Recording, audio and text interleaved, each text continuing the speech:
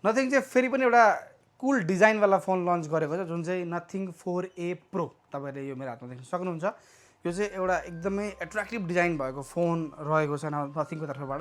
यो as a secondary phone मैले use गरिरहेको थिएँ र 15 डेजसम्म चलाउँदाखेरि मलाई लागेको कुराहरू, यसको एडभान्टेज डिसएडभान्टेज आज कुरा गर्न गइरहेको छु म तपाईँहरूसँग होइन। र फर्स्टमा चाहिँ हामी यसको क्विक अनबक्सिङ गरौँ।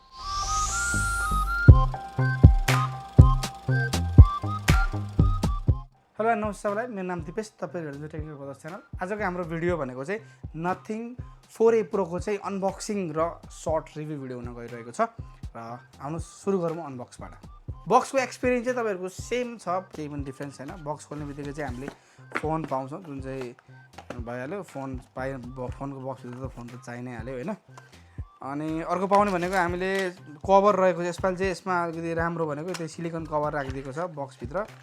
त्यसपछिबाट पाउँछौँ हामीले टाइप सी केबल र एउटा पाउँछौँ पिन र डकुमेन्टेसन। त्यति हो, अरू केही पनि छैन है। र फोनलाई बुट गर्नुभन्दा अगाडि त्यसको पोर्ट्स एन्ड बटनको कुरा गर्नुपर्दाखेरि चाहिँ हामीले मुनबाट type C port, speaker grill, semi pin र प्राइमेरी माइक्रोफोन पाउँछौँ होइन। राइट साइडबाट power button, volume up and down button, टपमा हेर्ने भने सेकेन्डरी माइक्रोफोन होइन। अर्को साइडपट्टि हेर्ने भने चाहिँ एक्स्ट्रा एसेन्सियल की जुन चाहिँ यसपालि राइट ठाउँमा राखिदिएको छ नथिङले। पुरानो ठाउँभन्दा यता हटाएर यता साइडमा राखिदिएको छ जुन चाहिँ एकदम बेस्ट हो। किनभने पहिले नथिङको मैले पनि फोनहरू युज गर्दाखेरि झुकिन्थेँ क्या, पावर बटन भनेर एसेन्सियल की थिचिरहन्थेँ। हातमा लिने बित्तिकै चाहिँ मलाई एउटा फिल भएको भनेको चाहिँ एकदम प्रिमियम फिल हुन्छ यो फोन चाहिँ। तपाईँहरूलाई म नर्मली यसको पहिलो सुरु चाहिँ सर र फिचर्स भन्छु होइन। अनि त्यसपछिबाट चाहिँ म वान बाई वान गरेर त्यसलाई डिस्क्राइब गर्दै जान्छु र मैले युज गर्दाखेरि पाएको कुराहरू पनि म भन्दै जान्छु है। र फर्स्टमा चाहिँ म यसको फिचर्सहरू सर र भनिदिन्छु। यसको फिचर्सको कुरा गर्दा पहिलो सुरु भेरिएन्टबाट सुरु गरौँ। नेपालमा यो दुईवटा भेरिएन्टमा आउने कुरा छ। अहिलेसम्म चाहिँ जम्मा एउटा भेरिएन्ट मात्र आएको छ जुन चाहिँ 12GB ऱ्याम 256GB भेरिएन्ट आइसकेको छ। प्राइस रहेको छ 87,000 प्राइस रहेको छ। र अर्को कुरा छ 8/128 पनि आउने कुरा छ। यसको चाहिँ प्राइस 75,000 को रेन्जमा आउँछ भन्ने कुरा छ अहिलेसम्म होइन। यो चाहिँ हल्ला मात्र हो, अब एक्चुअल थाहा छैन। यसमा हामीले ब्याट्री चाहिँ 5080 mAh को ब्याट्री पाउँछ। 50 वाटको वाइड फास्ट चार्जर यसले सपोर्ट गर्छ। बक्समा आउँदैन, छुट्टै किन्नुपर्ने हुन्छ तपाईँहरूले चार्जर। र यसमा प्रोसेसरको स्न्यापड्र्यागन 7 Gen 4 को प्रोसेसर पाउँछौँ जुन चाहिँ 4nm चिपसेट रहेको छ र पर्फर्मेन्स पनि राम्रो छ। क्यामेरामा हामीले ट्रिपल सेटअप ब्याकमा पाउँछ। 50 मेगापिक्सलको मेन सेन्सर, 50 मेगापिक्सलको पेरिस्कोप र 8 मेगापिक्सलको अल्ट्रा वाइड। र फ्रन्टमा चाहिँ हामीले 32 मेगापिक्सलको फ्रन्ट क्यामेरा पाउँछौँ। यसमा चाहिँ हामीले ओएस भनेको Android 16 out of the box पाउँछौँ। अनि नथिङ OS 4.1 3 इयर्सको मेजर अपग्रेड र 6 इयरको सेक्युरिटी प्याच अपग्रेड दिन्छु भनेर नथिङले प्रमिस गरेको छ। र यसमा चाहिँ हामीले ड्युअल स्टेरियो स्पिकर पनि पाउँछौँ जुन कुरा राम्रो छँदैछ। यसमा चाहिँ हामीले 6.83 इन्चको चाहिँ 1.5K रेजुलेसन्स एमोलेड स्क्रिन पाउँछौँ जुन चाहिँ 144 हर्ट्जको चाहिँ रिफ्रेस रेट रहेको छ। 5000 निट्सको चाहिँ पिक ब्राइटनेस पाउँछौँ हामीले यो फोनमा। यसमा चाहिँ हामीले एल्युमिनियम फ्रेम र एल्युमिनियम पछाडिको ब्याक पनि एल्युमिनियम पाउँछौँ।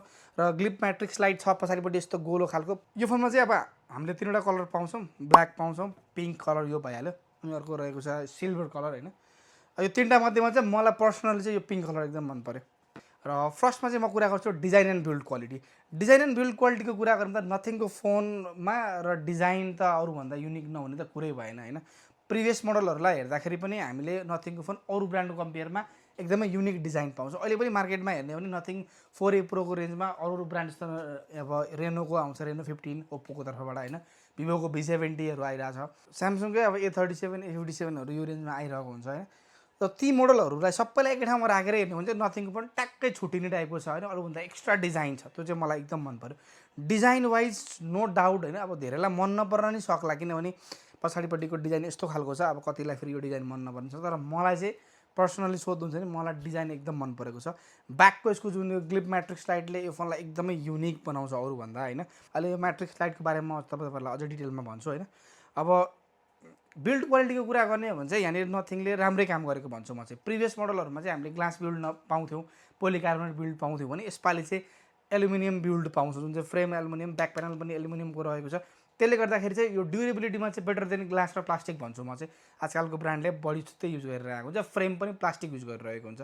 र यसपालि चाहिँ यसमा फ्रेम पनि एल्युमिनियम युज गरेको छ। त्यो कारणले गर्दाखेरि तपाईँको 42% तपाईँको बेन्ड रेजिस्टेन्स छ यो फोन चाहिँ, जसले गर्दा ड्युरेबिलिटीमा अलिकति बेटर छ पहिलेको मोडलहरू भन्दा भन्नुपर्छ। र क्यामेरा बमको कुरा गर्छु म जुन चाहिँ नथिङ 3A प्रोमा चाहिँ मलाई सबैभन्दा वेड लागेको कुरा भनेको त्यसको चाहिँ क्यामेरा बम हो। एकदमै ठुलो थियो क्या, गोलो पछाडिपट्टिको क्यामेरा, अनि क्यामेरा साइड चाहिँ एकदम हेभी भएको, अनि हातमा लिँदाखेरि पनि फोन क्यामेरापट्टि चाहिँ ढल्किन्थ्यो क्या खालि होइन। तर यसमा चाहिँ त्यो कुरालाई सल्भ गरेको छ नथिङले। एकदमै फाइन डिजाइन दिएको छ, एकदमै सलिड डिजाइन छ, प्रिमियम फिल छ र बिल्ड क्वालिटी पनि एकदम सलिड छ भन्छु म चाहिँ। र डिजाइन एन्ड बिल्ड क्वालिटीमा चाहिँ मेरो तर्फबाट मलाई चाहिँ एकदमै मन पर्यो। र एउटा कुरा चाहिँ म तपाईँहरूलाई सेयर गर्छु जुन डिजाइन एन्ड बिल्ड क्वालिटी रिलेटेडै छ। यो प्लास्टिक होइन, ग्लास पनि होइन, यो मेटल हो होइन। त्यसले गर्दाखेरि चाहिँ के हुँदो रहेछ मेटलहरूमा भन्दाखेरि डेन्टहरू चाहिँ बस्दो रहेछ है, झरेको थियो कि मेरो हातबाट होइन। अनि मैले यो साइडमा एजहरूमा चाहिँ सानो डेन्टहरू पाएँ कि यहाँ तपाईँले भिडियोमा त क्लियरली देख्नुहुन्न होला। डेन्ट चाहिँ बस्छ तर झरेर फुट्ने होइन, ब्याक प्यानलै फुट्ने, त्यो अब चर्किने भन्ने समस्या चाहिँ हुँदैन, किनभने यो ग्लास पनि होइन, तपाईँको प्लास्टिक पनि होइन। त्यसले गर्दाखेरि चाहिँ ड्युरेबिलिटी छ अरू ब्रान्डको कम्पेयरमा, यो फोनमा ड्युरेबिलिटी अलिकति राम्रो छ। अब कुरा गरौँ यो फोनको चाहिँ डिस्प्लेको। यसमा चाहिँ हामीले 6.83 इन्चको चाहिँ 1.5K रेजोल्युसन्स एमोलेड स्क्रिन पाउँछौँ, जुन चाहिँ 144 हर्जको रिफ्रेस रेट सपोर्ट गर्छ।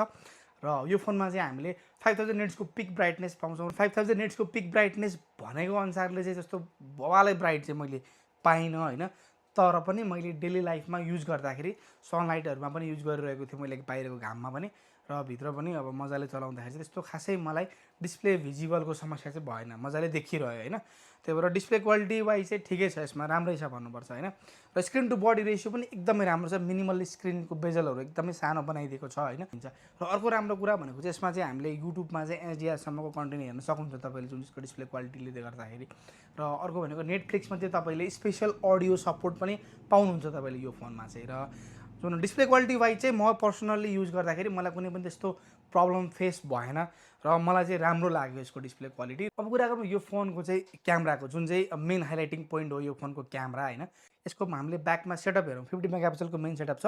50 मेगापिक्सलको चाहिँ periscope lens, 3.5x optical zoom र 7x सम्म चाहिँ तपाईँले हाइब्रिड जुम पाउनुहुन्छ भने 140x सम्म चाहिँ डिजिटल जुम पाउनुहुन्छ। अब त्यो 140x डिजिटल जुमलाई लिएर तपाईँहरू दङ्ग चाहिँ नपर्नु, त्यो खासै युजफुल छैन। डे लाइटमा चाहिँ राम्रै पर्फर्म गर्छ।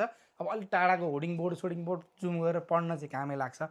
तर प्रोफेसनल युज गर्नको लागि म 140x युज गरेर खतरा फोटो खिच्छु भन्ने हिसाबले चाहिँ नसोच्नुहोस्। एउटा फनको लागि चाहिँ 140xले पनि ठिकठाक नै काम गर्छ डे लाइटमा है। अब त्यो छोडेर चाहिँ 7x जुन यसको हाइब्रिड जुम छ एकदम पर्फेक्ट छ। र 3.5x अप्टिकल जुम त झन् भन्नु पर्दैन, यस्तो राम्रो छ होइन।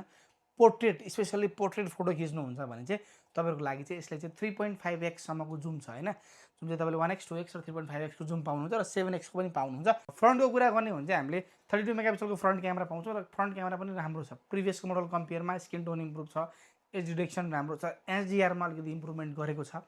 अझै पनि एचडिआरमा इम्प्रुभमेन्ट गर्नु पनि देखिन्छ ब्याक साइडको क्यामेरामा चाहिँ भने, र पहिलेको कम्पेयरमा चाहिँ अलिकति इम्प्रुभ गरेको छ नथिङले यहाँनिर। र अब कुरा गरौँ यसको ब्याक क्यामेराको अल्ट्रा वाइडको कुरामा, 8 मेगापिक्सलको अल्ट्रा वाइड छ। अब मेगापिक्सल वाइज यो कम छ, 8 हो, तर फोटो क्वालिटी चाहिँ राम्रै लाग्यो मलाई चाहिँ। मैले यसको 8 मेगापिक्सलको अल्ट्रा वाइड युज गरेर फोटोहरू खिचेको थिएँ, नाइस छ। आउटडोरमा एकदम राम्रो फोटो खिच्छ र इन्डोरमा पनि मैले फोटोहरू चेक गरेर हेर्थेँ, राम्रो फोटो खिचिरहेको हुन्छ। बेला बेलामा चाहिँ इन्डोरमा अब अलिकति क्वालिटी लुज गर्न जान्छ, कलरहरू लुज गर्न जान्छ होइन।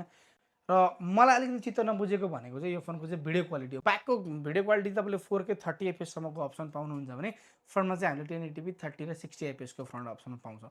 अब कुरा गरौँ यो फोनको पर्फर्मेन्स होइन। अब यति कुराहरू गरिसकेपछि पर्फर्मेन्स अभियसली इम्पोर्टेन्ट चिज हो, मेरो लागि त झन् धेरै इम्पोर्टेन्ट हो। म धेरै गेमहरू पनि खेल्ने मान्छे हो, प्लस अलिकति अब एडिटिङहरू गर्ने भएको कारणले गर्दाखेरि प्रोसेसर पनि इम्पोर्टेन्ट हुन्छ। म जस्तो अब धेरै कस्टमरहरू हुन्छ, धेरै युजरहरूलाई चाहिँ इम्पोर्टेन्ट हुनसक्छ। र पर्फर्मेन्सको कुरा गर्दा हामीले स्न्यापड्रागन 7 Gen 4 चिपसेट पाउँछौँ, जुन चाहिँ राम्रो छ।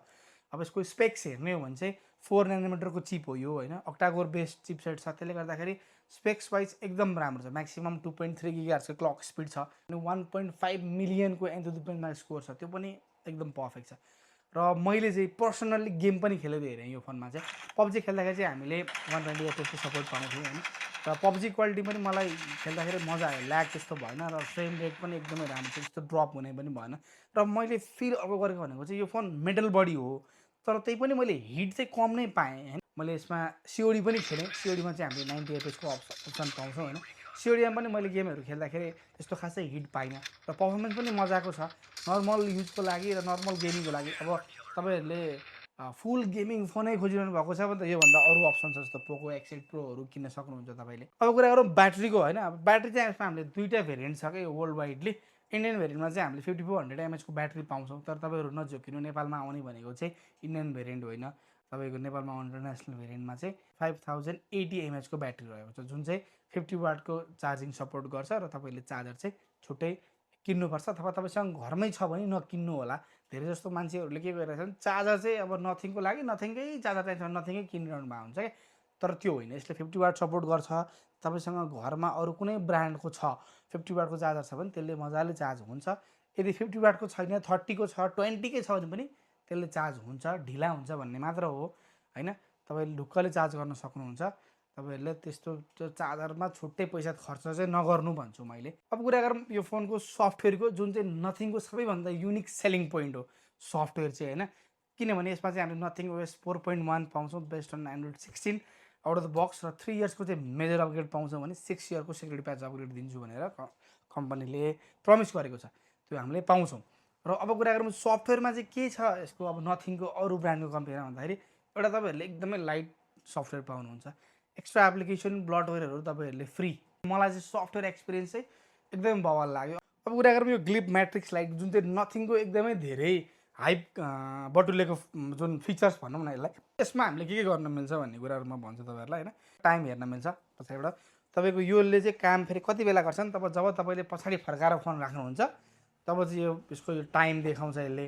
अर्को भनेको तपाईँहरूले यसमा अब रिङटोनहरू सेट गर्न सक्नुहुन्छ, त्यसको आइकन पनि सेट गर्न सक्नुहुन्छ।